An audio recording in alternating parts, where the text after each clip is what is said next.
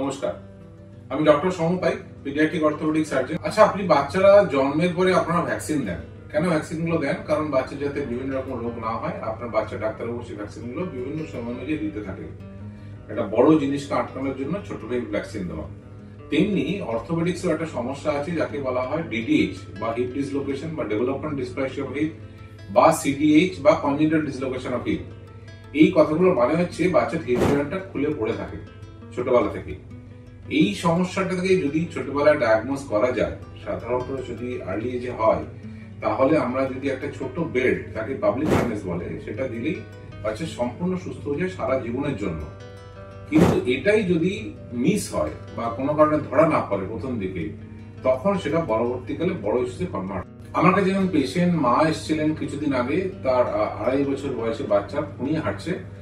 তো আমার দেখে মনে হলো হিপ জয়েন্টটা খুলে পড়ে আছে। আমি যখন এক্সরে করলাম, দেখলাম হিপ জয়েন্টটা কমপ্লিটলি বাইরে, এবং এই জিনিসটা ছোটবেলা থেকেই ছিল। সেটা যদি প্রথম ধরা পড়তো তাহলে বেল্ট দিলে ঠিক হয়ে যেত। এখন এটা 2-3 ঘন্টা সার্জারিতে পরিণত হচ্ছে, 1.5 থেকে 3 মাস প্লাস্টার থাকবে, একটা বড় জিনিস। তারপরও রেজাল্ট ওই বেল্ট দিলে ঠিক করার মতো অত ভালো নাও হতে পারে। সুতরাং প্রথমেই ধরা উচিত।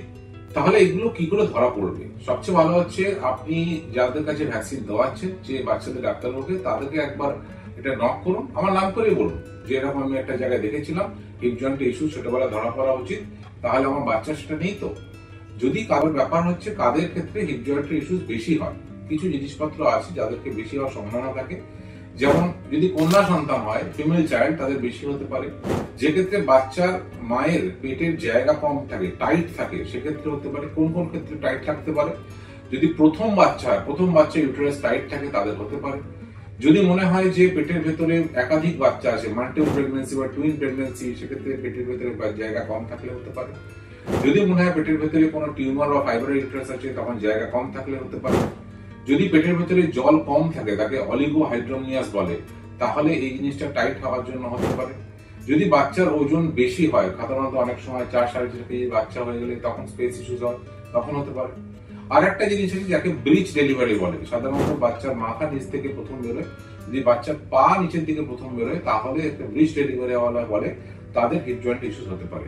এছাড়াও যাদের ক্ষেত্রে ফ্যামিলি ইস্যুস আছে, যাদের এই সিমিলার ডিডিএইচ আগে হয়েছে, বা হাড়ের অন্যান্য সমস্যা নিয়ে বাচ্চা জন্মেছে, যেমন ক্লাব ফুট, নি ইস্যুস, স্পাইনাল ইস্যুস, তাদের হওয়ার সম্ভাবনা আছে।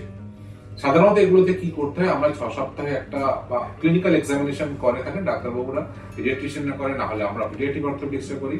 যদি আমাদের ডাউট থাকে বা হাই রিস্ক কেস যেগুলো বললাম ইন্ডিকেশনগুলো, সেক্ষেত্রে আমরা 6 সপ্তাহে একটা আল্ট্রাসোনোগ্রাফি করি, আমরা নিজেরাই করি। করে যদি মনে হয় আমাদের ইস্যুস আছে, তখন সেক্ষেত্রে আমরা বেল্ট দিই। বেল্ট দিলে সেটা কমপ্লিটলি ঠিক হয়ে যায়। সুতরাং ভ্যাকসিনের মতো পেডিয়াট্রিক অর্থোপেডিক্সের এই হিপ ইস্যুস একটা বড় ইস্যুস, যেক্ষেত্রে ভ্যাকসিনের মতো যদি আগে আমরা ধরা পড়ে, তাহলে সেটা কমপ্লিট ঠিক হওয়া সম্ভব। আপনি আপনার যে পিডিয়াট্রিশিয়ান বা ডাক্তারবাবু দেখছেন, তাকে ব্যাপারটা নক করুন, ব্যাপারটা এরকম হতে পারে কিনা সেটা জানুন। যদি ডাউট থাকে, তাহলে পিডিয়াট্রিক অর্থোপেডিক সার্জনের হেল্প নিন। নমস্কার।